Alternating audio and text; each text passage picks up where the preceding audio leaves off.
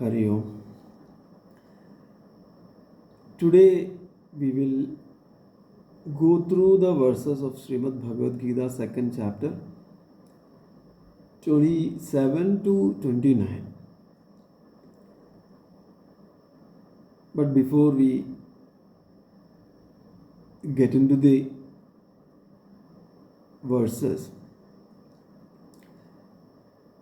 let us also set the context as well as reflect upon the previous verses. Sankhya Yoga, the chapter 2 of Srimad Bhagavad Gita, is a manual for life. When we say manual for our life, this chapter, through this chapter, Bhagavan Krishna is teaching us how to act wisely, how to live meaningfully, how to rise above fear and confusion.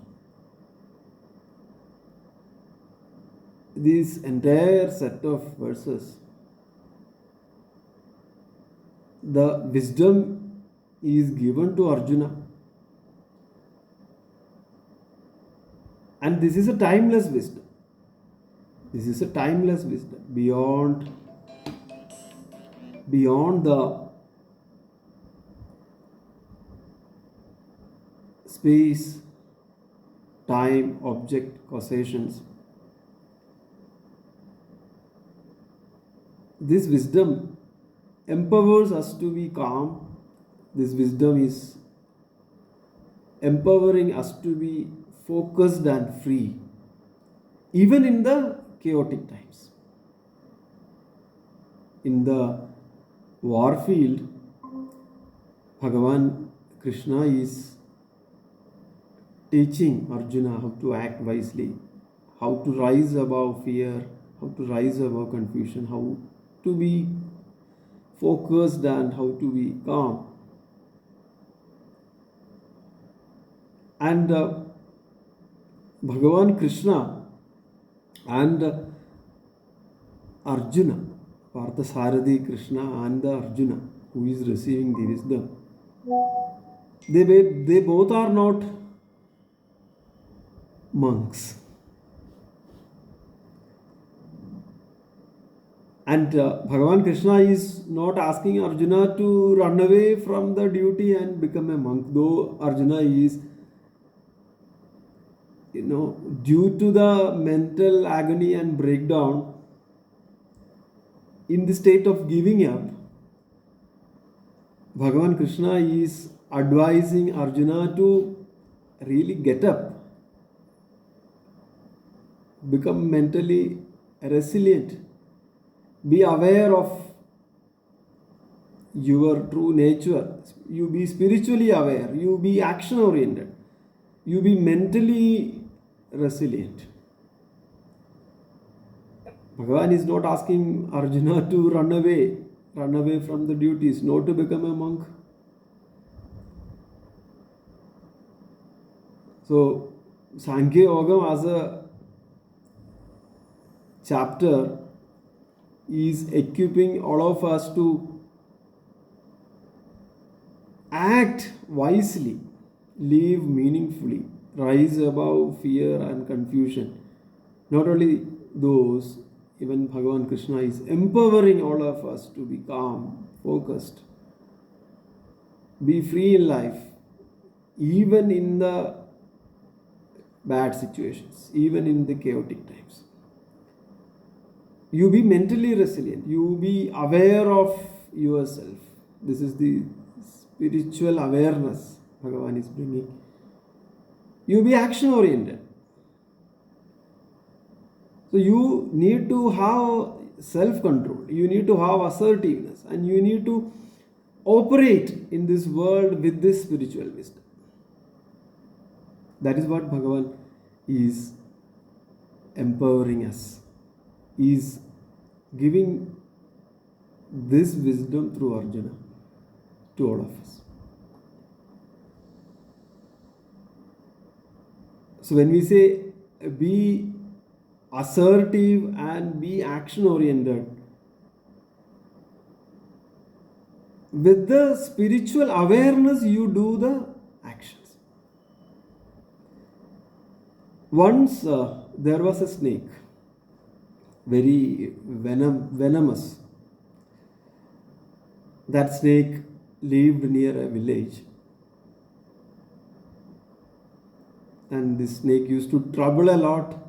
When I say trouble, used to bite anyone who come near to the snake.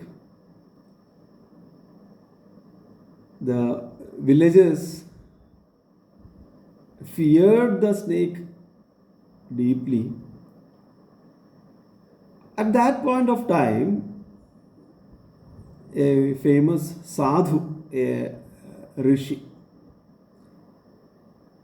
came through that village. And the villagers warned this sadhu, hey Rishi, hey sadhu, please don't go that side. There is a venomous snake. It will hurt, it will harm, it will bite you. Despite these warnings from these villagers, the sadhu walked down the path. By seeing this sadhu, the snake tried to bite the sadhu. Very aggressively came in front and tried to bite the sadhu. Whereas the sadhu calmly looked into the eyes of the snake with his radiating peace. All at a sudden, the snake paused,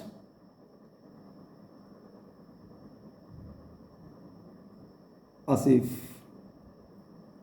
the Shishya kneels down in front of a guru. So here the snake paused and gently looked at the sadhu, and sadhu said, hey dear, why are you harming everyone?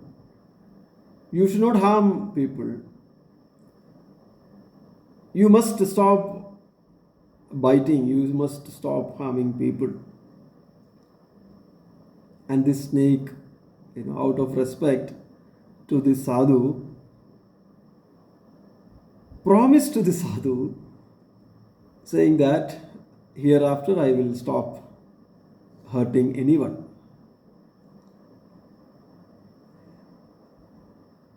So snake went into the path of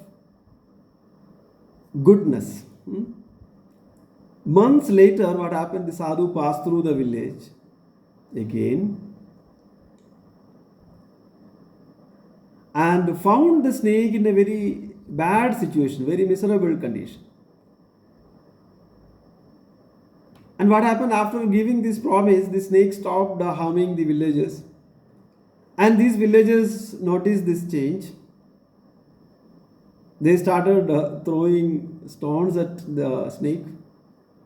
They started beating it. They started mocking it. As a result of these, the snake is now injured and helpless. So in that condition, after seeing this snake by this sadhu, and this condition is what almost near to the lifeless. Very, very pathetic.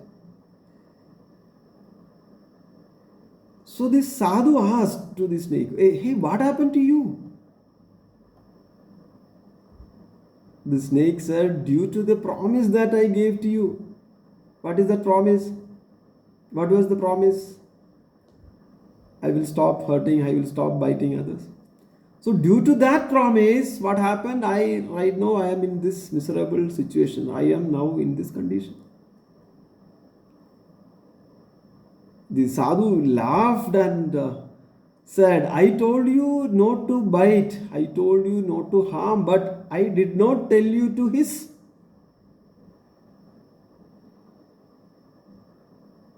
I did not tell you to hiss. If somebody is trying to make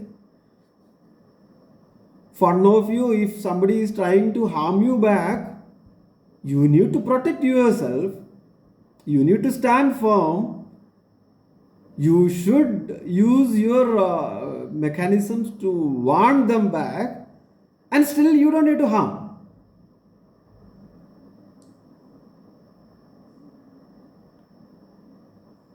So I never told you to stop hissing. I told you not to bite.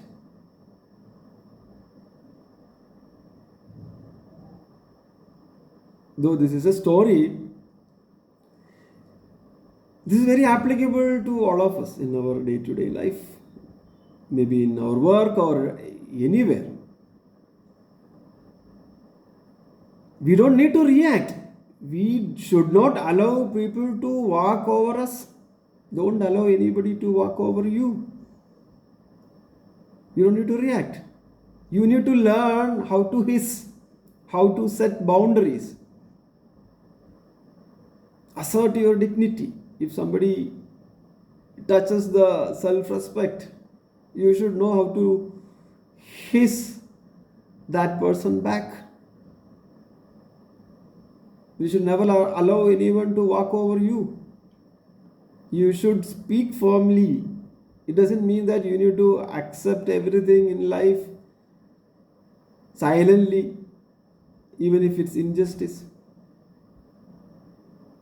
Or you don't need to tolerate everything in life. You should know how to hiss back, how to hiss, how to set boundaries rather than reacting or injuring. Like, the fire. Fire gives warmth along with the potential to burn things, right? Similarly, we should have this power, and this power should be under control. The reactive power we should have under our control. It doesn't mean that it is not there. So, but one should use this in a positive way, like how the fire gives warmth, though it can burn.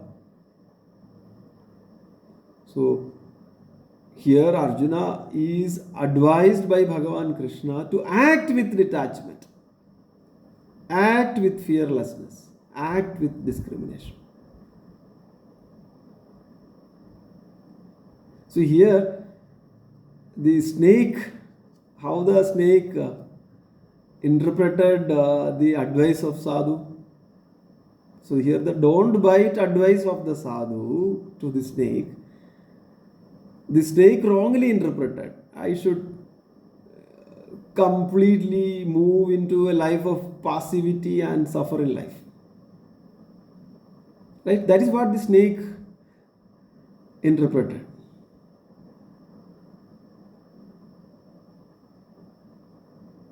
It is not, moving into a state of passivity and suffer in life. So here, Bhagavan Krishna tells to Arjuna that spirituality or spiritual wisdom doesn't mean running away. Avoid your duty and run away. Bhagavan Krishna is asking Arjuna to come back and start do the duty rather than being weak.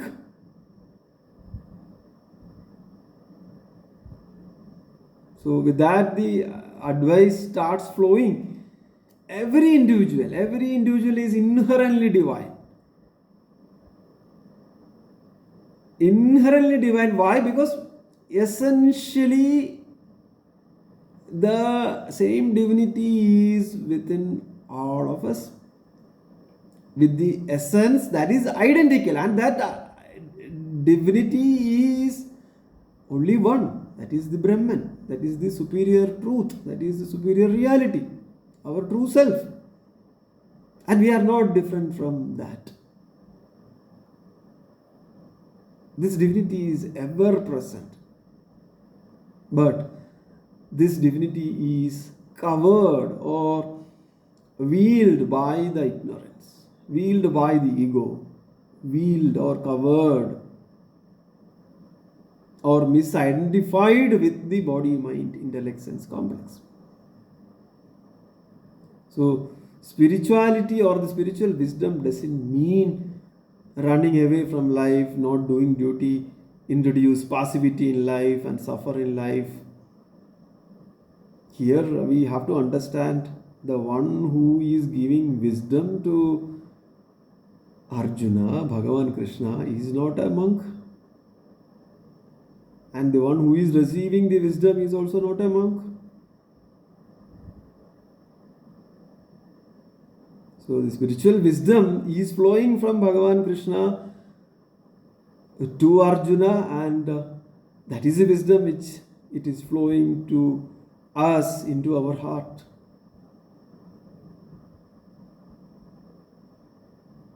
So with the verse 11, the real wisdom starts flowing. When Arjuna is confused, the changing body, mind, intellect, the relationships. If I kill, everything will vanish, and I create a very social disorder. Bhagavan brings the profound wisdom here. The Sakshi, the witness within all of us is unchanging. It is the observer, that is the pure awareness, which is not touched by any of the things, which is not touched by the mind, it is not touched by the emotions, it is not touched by the outside events. So the first and foremost wisdom is recognize the true self. This is the first wisdom which is flowing to us. Recognize the true self. That is becoming the foundation for the virtuous living. This is the fundamental thing.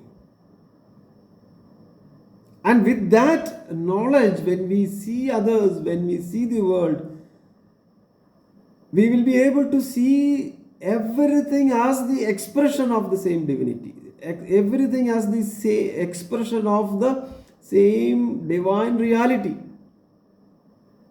So as a result of that, what happens? The alaukika guna, all the profound traits such as, say, natural compassion, morality, altruism, the real love, everything automatically will arise. Recognize the true self. That becomes the foundation for the virtuous living. So this truth is there. This is not something which is new. But the key is what? The key is consistency. One needs to establish in this truth. One needs to establish the thoughtfulness. One needs to reflect and be self-aware. The same divinity actually expresses out in our thoughts, expresses in our actions, expresses in all our interactions. So with this knowledge, what one has to do is basically anchor our true identity in this pure awareness. Anchor our identity in this pure awareness. The world is all about names and forms. The world is illusory. The world is Maya. But the world is not an illusion. When you say illusory, it doesn't mean that it is an illusion. When we say it is not an illusion, in the sense it is non-existent, right? Sense of non-existence, not like that. But the correct understanding of the misperception of the reality. That is what we have to bring. See, right now the incorrect knowledge is there. Whatever I see, whatever names and forms are correct, whatever names and forms are only the real. This is basically a misperception of the reality. And this misperception of the reality is happening under the incorrect knowledge. It's called as the avidya or ajnana. So, initially in everybody's journey, one starts with the sense of, I am, right? I is what always exists. That I, we start with in the beginning stage, what we all do, we start with the identification with the body, mind, intellect, senses. That is called as the lower mind. With this knowledge, with this Vedantic knowledge, one has to dissolve this misidentification.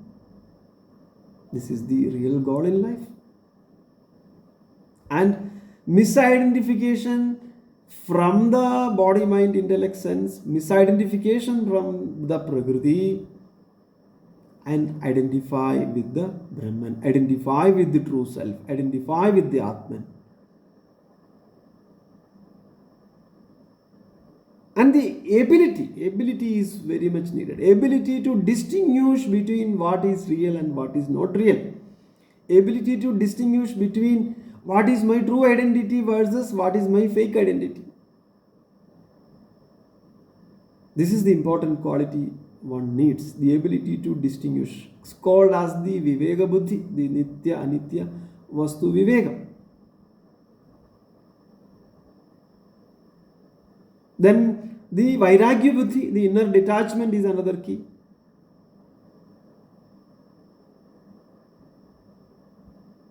When we say Vairagyam, not as a rejection of the world, but as a compassionate withdrawal of attachment.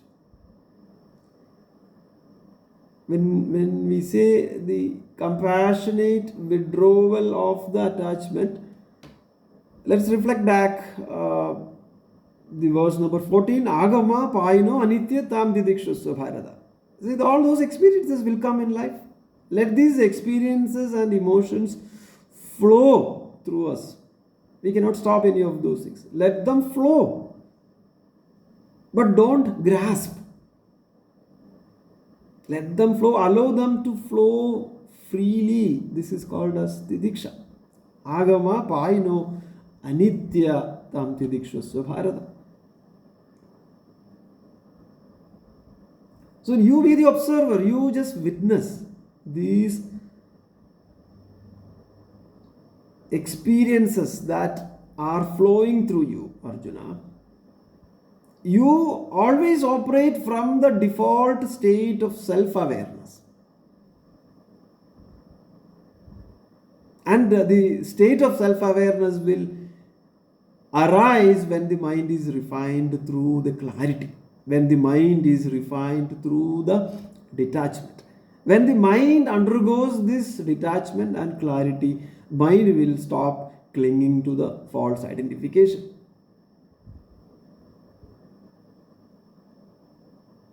Introduce this knowledge to the mind.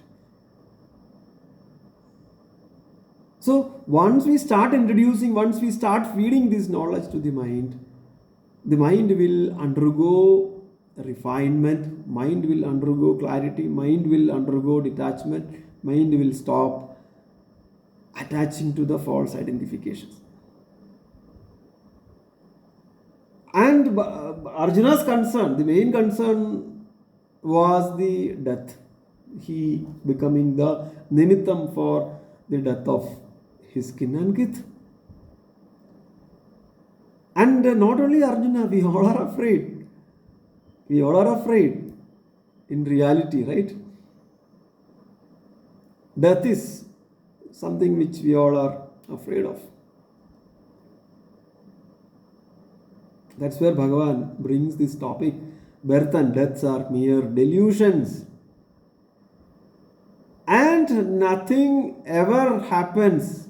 Birth and death happens in the ocean of consciousness. Nothing can touch this consciousness. Birth and death are mere delusions. And one in the state of beingness, in the state of self-awareness, recognize the birthless, deathless nature of the self. Because the self is beyond birth and death. We have seen, Nasado vidyade bhavo na bhavo vidyade sada ubhayor abhidrishtuanda tvaneyoho tattvadarshibhi. So these verses are basically, Bhagavan Krishna's wake-up call to Arjuna, wake-up call to all of us. Wake-up call to all of us, and ask all of us to use the logic, ask all of us to do the social reasoning, ask all of us to adhere to our Swadharma. That's what Bhagavan is doing with Arjuna. Bhagavan Krishna is pushing him to act. Bhagavan Krishna is inculcating this spiritual wisdom and asking Arjuna to use the logic. Then the social reasoning, and asking him to become duty bound.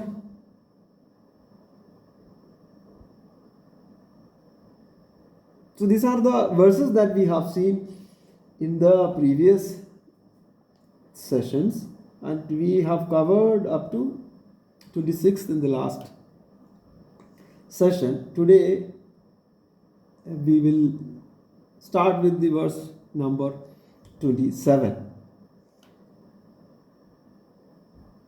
Jadasya hidrubhor mrityur dhruvam janma mridasya ja tasmad avariharyarthe natvam shojidumarhasi.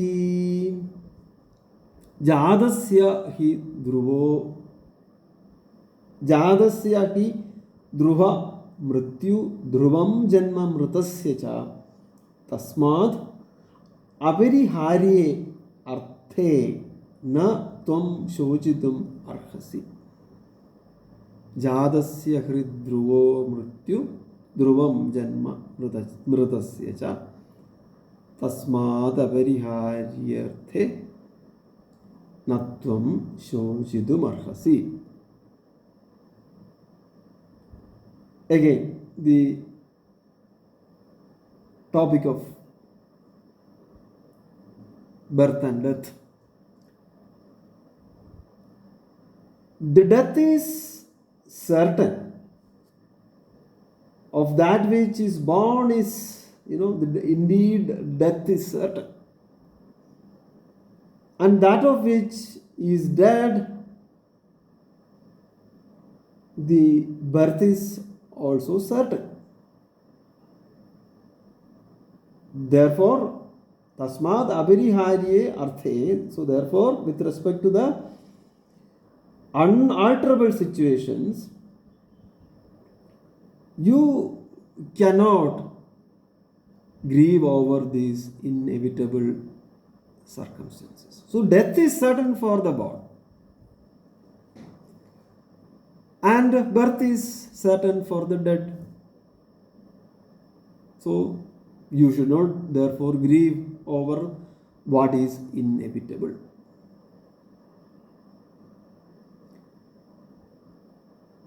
Has anyone escaped the death?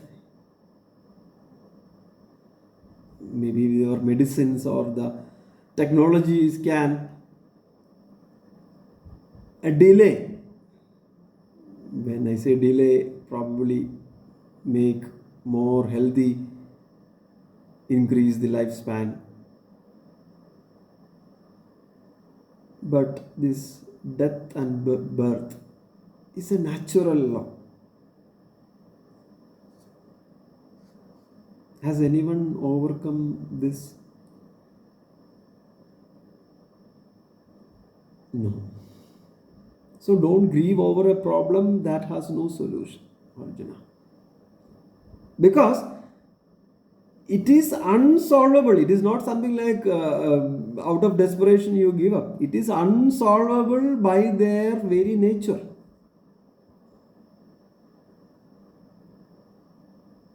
So that is where you need to overcome the fear of death.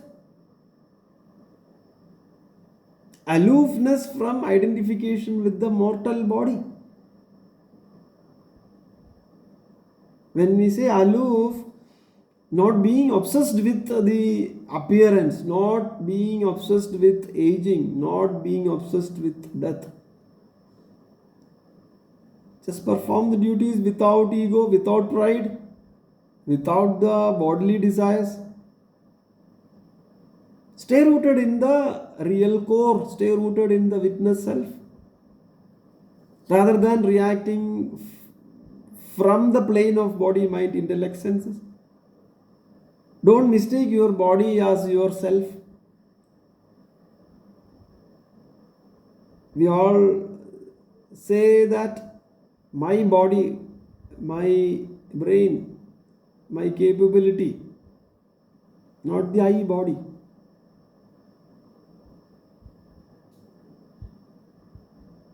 Steve Jobs in his Stanford commencement address, that was in 2005.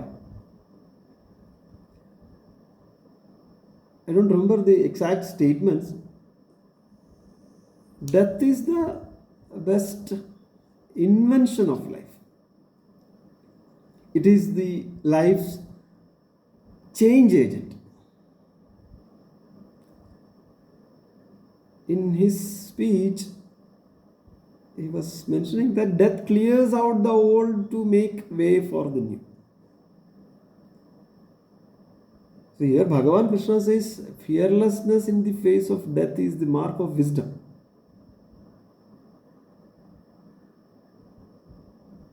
See, the issue is basically the average person suffers from ignorance, and with the material attachment tries to live in a narrow life, like taking birth, grow, marry, die. This is the average person's life. Just the body nature, or the objective nature of living. Asti jayade vardhade viprinavade apakshiyade vinashyati. That is it, the end. Vedanta opens up. You identify yourself with the truth. You are the truth. The real eternal freedom is within you. When you identify with this body, mind, intellect, sense, you are missing this eternal freedom. And once you start identifying this eternal freedom, this is the truth which is within us. Once we start realizing this, the body, the mind, the subtler instrument, mind will start decoupling from the objects. It loses the body identification. And it becomes free.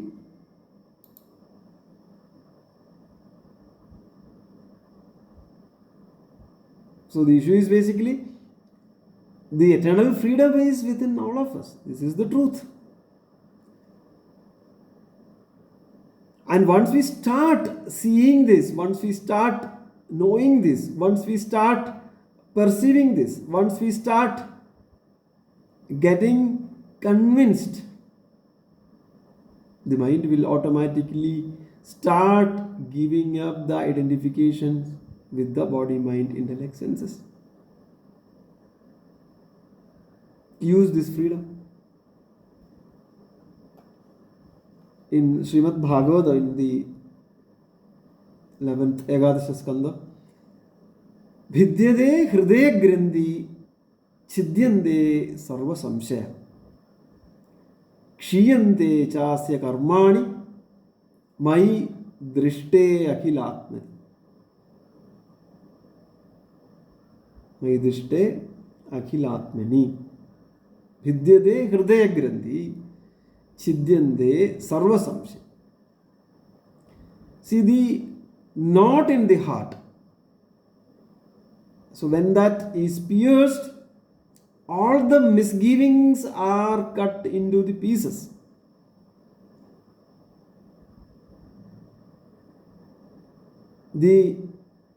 So the Vivekam ultimately will show that, will enable one to see that I am this supreme personality which is within me. The knot of the heart towards the ego, towards the emotional bondage, towards the delusion, the knot of the heart towards the false identification, the knot of the heart towards emotional bondage, the knot of the heart towards delusion, avidya.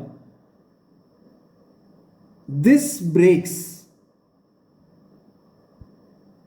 when one sees as an unlimited reality. That is our true nature. So when the knot is broken, one no longer sees as a limited being. And in the similar verse, it is there in Kadhopanishad also. Vidyade Hridaya Grindhi Chidyande Sarva Samshaya Kshiyande Cha Asya Karmani Tasmin Drishte Paravare. In Kadhopanishad, the same wisdom is given with slight change. Tasmin Drishte Paravare. Here, the summary is self-realization is the way to liberation. Tasmin Drishte Paravare. All ignorance, all doubts, all karmas, everything will get exhausted when one sees this reality within, that supreme reality within. And that reality within is transcendent, para, and immanent, apara forms. Tasmin Drishte Paravare.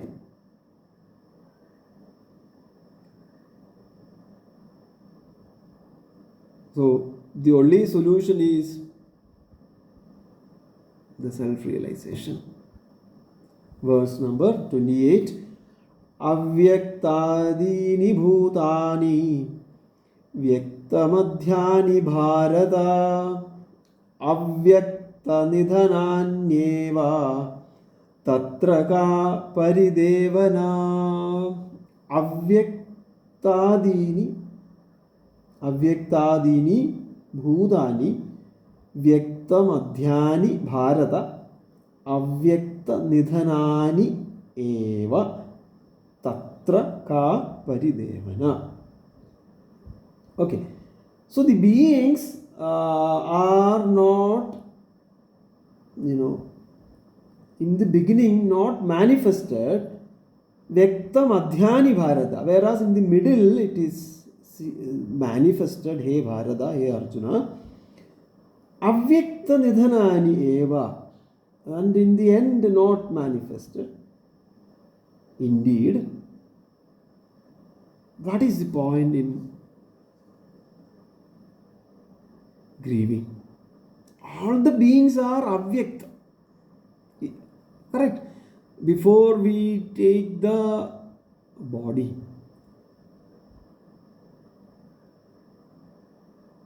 whether we existed or not, We were in the avyakta sthiti, unmanifest in the beginning. After the body is taken, the body is undergoing the different bhava vigara, asti, jayade, varthade, viranamade, apakshiyade, vinashyati. It is manifesting in the middle. And it will become avyaktam again in the end. We came from what? We came from unseen. And then it's seen for some time. And we will go back to unseen. So what one should focus? You should focus on the present.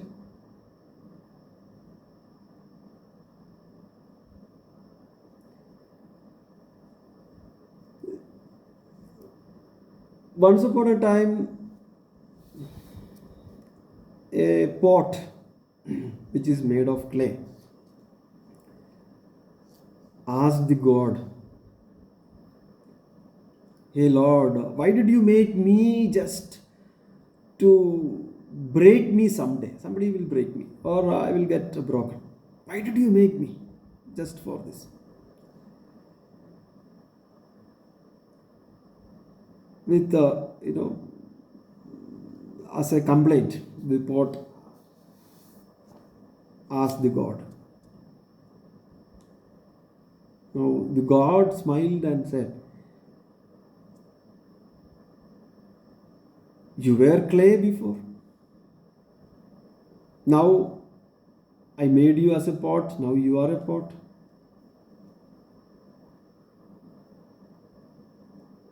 And if the pot is broken, you will return to clay again. You are never lost." So now our pot thanked our God and said, now I realized. What is the realization? The birth and death are just temporary changes. These are the changes. These are the name changes. These are not the endings. Right? On a lighter note, it is like the salary of a working class man. Before the first of every month, we know that the salary is going to come. Some X dollars or Indian rupees will come. It is invisible before the first of the month. Correct? You know that a fair idea is that the money will come to my account. It is invisible at this point of time.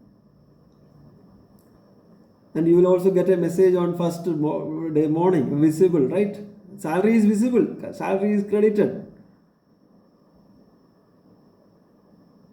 And what happens to salary? It becomes invisible in few days. Because EMI you have to pay, rent you have to pay, maintenance charge of your apartment, Swiggy, shopping.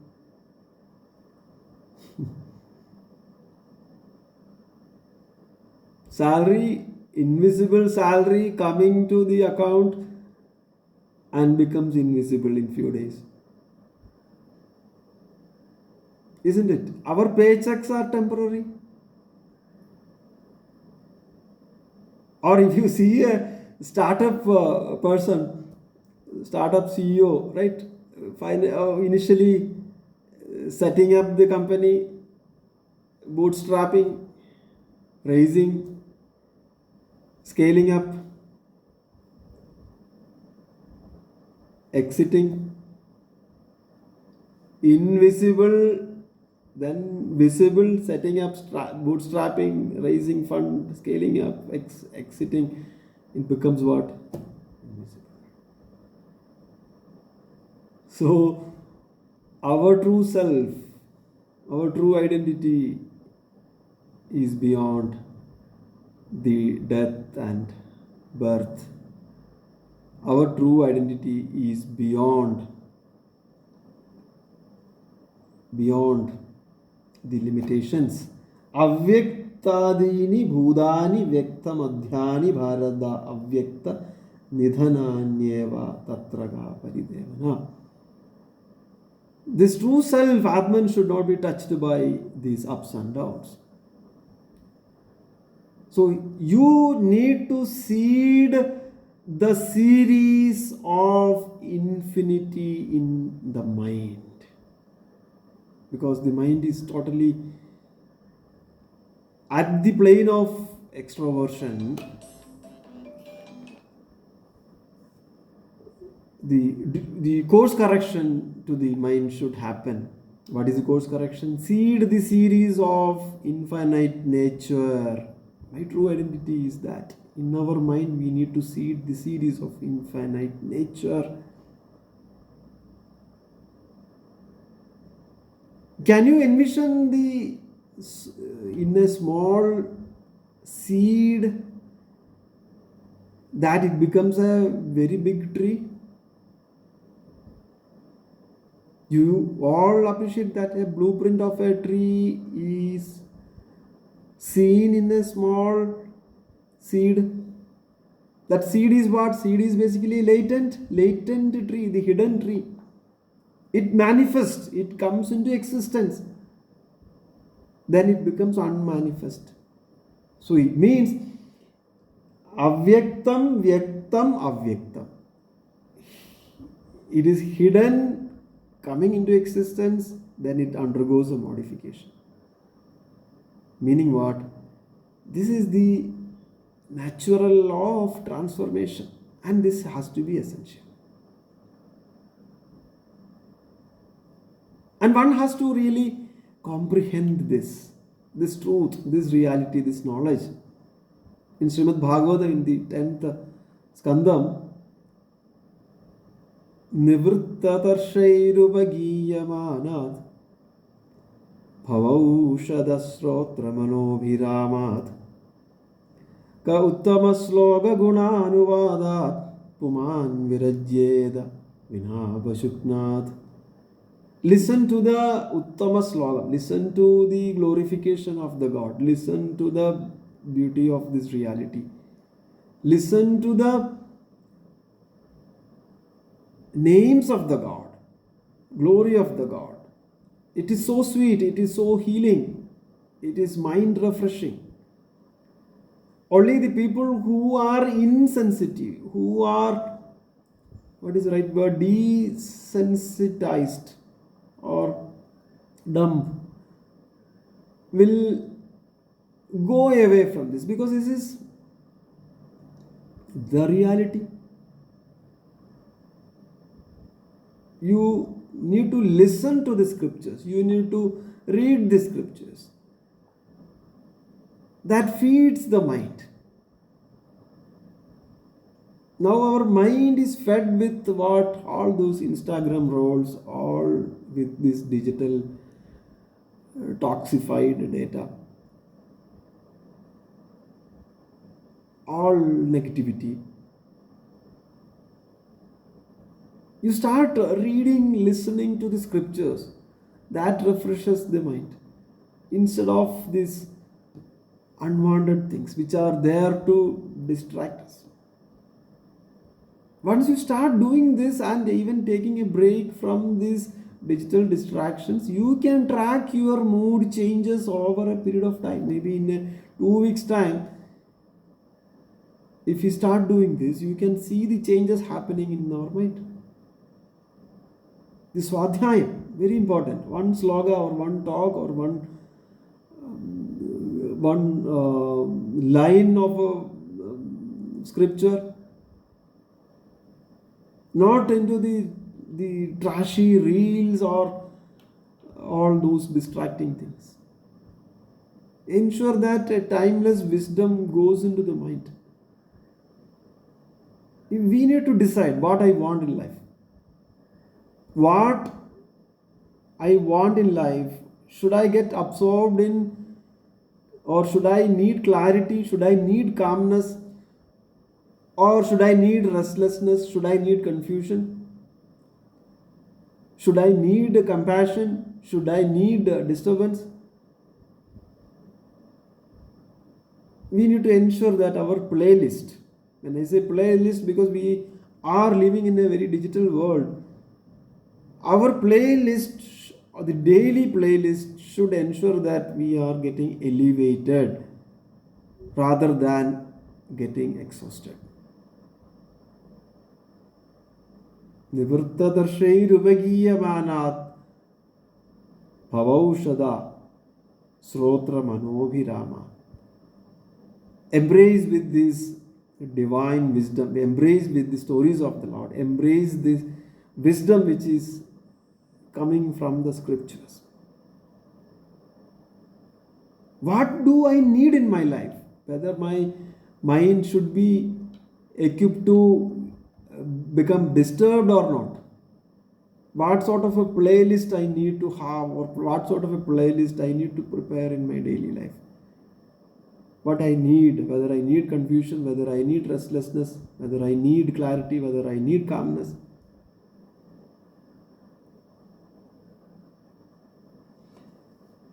Verse number 29. Ascharyavat pashyadi kaschidenam Ascharyavat vadati tadaiva chanya Ascharyavat shrunodi Srutvapyenam vedana chaiva kaschid Ascharyavat pashyadi kaschid enam Ascharyavat vadati tada eva cha anya Ascharyavat cha enam anya shrunodi Srutvavi enam veda na cha eva kaschid. Ascharyavat pashyadi kaschidenam Ascharyavat vadadi tadaiva chanya Ascharyavat chainam anya shrunodi Srutvapyenam veda na chaiva kaschid. The innermost reality, Ascharyavat, right? As a wonder, right? It is perceived as a wonder, whereas people vadadi speak about this, shrunodi listen, shrutva also hear. So the true self, our true nature, the Ātman, the innermost reality, is really wondrous and mysterious. People read about it, people talk about it, people hear about it, but only few truly grasp this. When I say grasp, it is not even right to say grasping.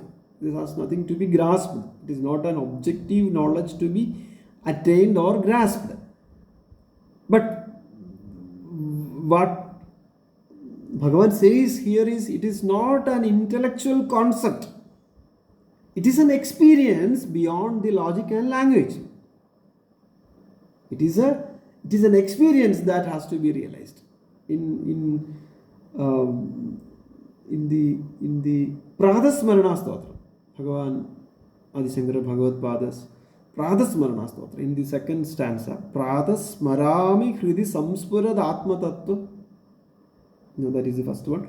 Pradar Bhajami Manasa Vajasam Agamyam Vajo Vibhanti Nikilayat Anugrahena Yam Nedi Vajanair Nigamavojan Tam Deva Deva Majam Achudam Ahurakriyam.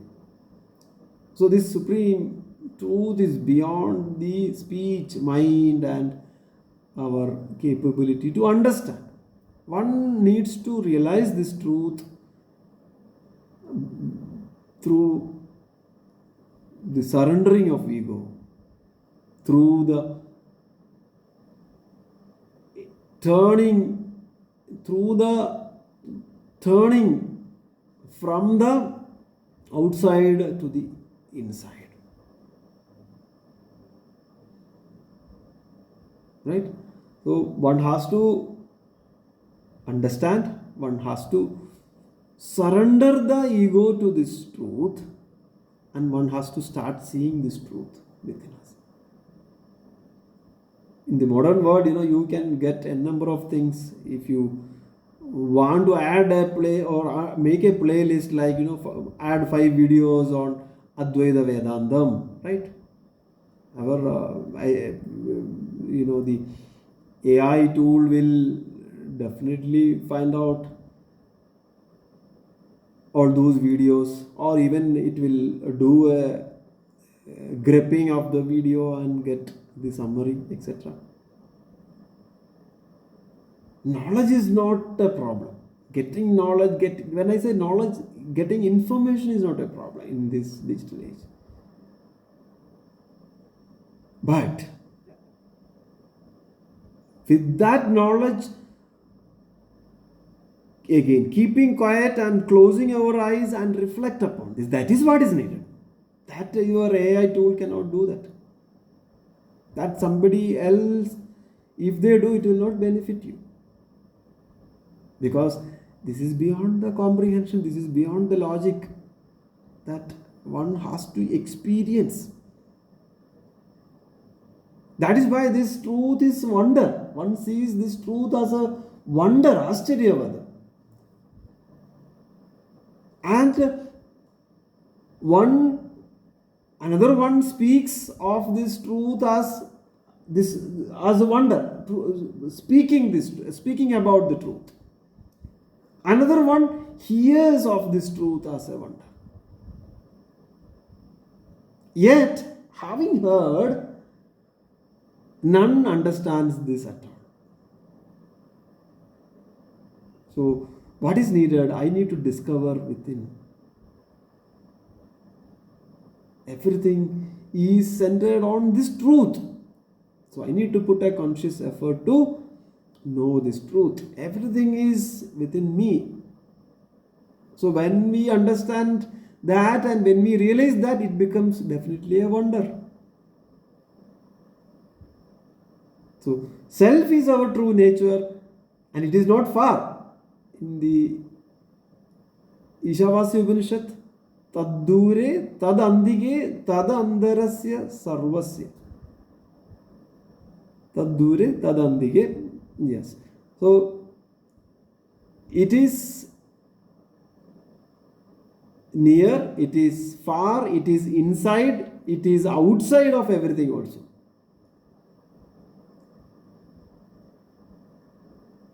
As long as we are at the plane of mind, as long as we are at the plane of the world, we are far from this truth. As long as you are operating from the plane of the object, this ignorance will prevail. Forgetfulness of our own glory, forgetfulness of our own truth is called as avidya, is called as ignorance. Forgetting our true nature is called as avidya. But for normal human beings, it's very difficult because they operate at the plane of prakriti. They operate at the plane of gross, that is body, mind, intellect, sense, prakriti, transactions, names, forms, objects. With those limited capabilities, one is unable to reach to the subtler self, and the normal techniques won't work because avyaktam, vyaktam, avyaktam. So this is basically the subtler, deepest, subtler truth which is within there, which is the reality behind everything. So one has to have the dedication, one has to have the endurance, one has to have the alertness, one should have the devotion, one should have the sense control. Then the channelization of the physical, intellectual, mental, sensory energies will happen. And the realization will happen. To start with, some time back I mentioned, when one starts this journey, identification with the body. So then, identification of myself as a soul with the body. Right? This is again still in the worldly view. Soul with a body, still this is a worldly view. And from that view, ultimately one should reach to the state of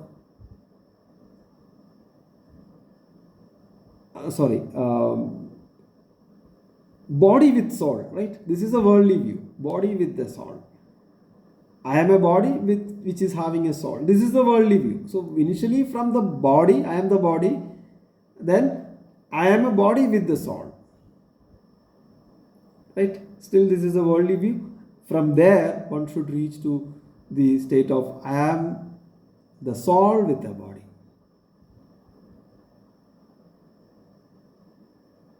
We are the soul with a body. This is the Vedantic view, this is the Gita's view, this is the actual view, this is what Bhagavan Krishna is giving to us. A body with a soul is still in the worldly view. So that is where the life will become a pressure. A body with a soul is a worldly view where the life is a pressure. And when we move to the soul with a body, the life becomes a pleasure, life becomes a play.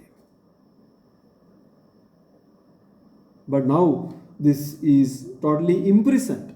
For the one who is still, or yet to reach the body with the soul at the body level, life is a total pressure.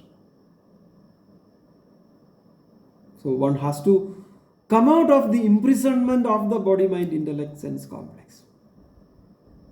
Bhagavan says at the end of Srimad Bhagavad Gita in the 18th chapter, Ishvara Sarva Bhudanam Hriddeshe Arjuna Tishtadi Brahmayan Sarva Bhudani Yandra Rudhani Maya. Right? This truth cannot be manifested as an object. It is a subject. But we can realize. But due to the Maya, the human beings always go around.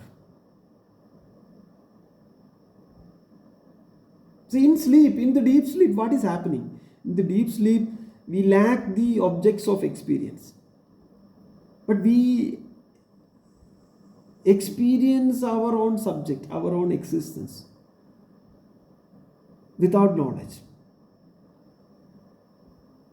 So in that sense, this subject is always there, irrespective of the Jagrat, Swapnam, Sushupti.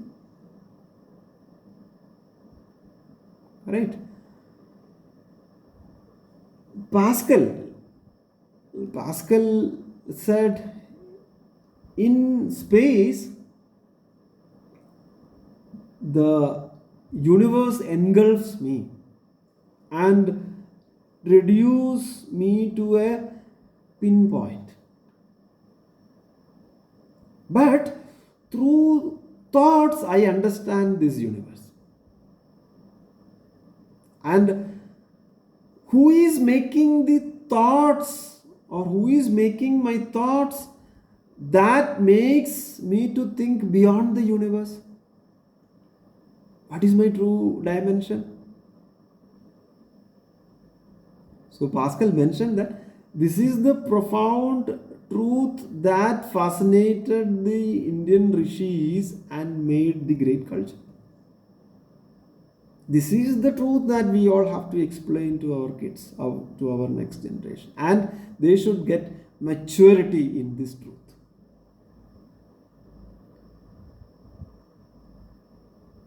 Rishis realize in the Shvedashara Upanishad, you can see Dhyana Yoganugada Pasyan Devatma Shaktim Suguna Irniguda.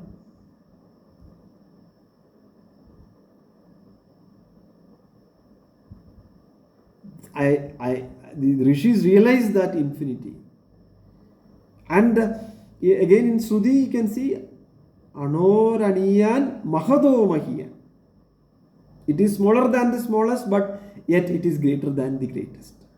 And what is that? It is my own self. This is the realization that one needs. This is the realization that will liberate us in life. And this is not something, a philosophy. This is the fusion of understanding that we bring from the cosmic nature This is the fusion of the knowledge that comes from within as the inner realization. This is the fusion of the outcome that comes out of detachment from our ego, that leads to the yogam, that leads to Vedantam, that leads to Ayurvedam, that leads to Sangeetam, that leads to Nrittam, that leads to the culture that we have created in terms of temples. This is the culture. This is the culture that is created by our Purvasuris. What is that culture? Soul as the center, not ego, not the power, not the body, not the mind, not the caste, not the religion.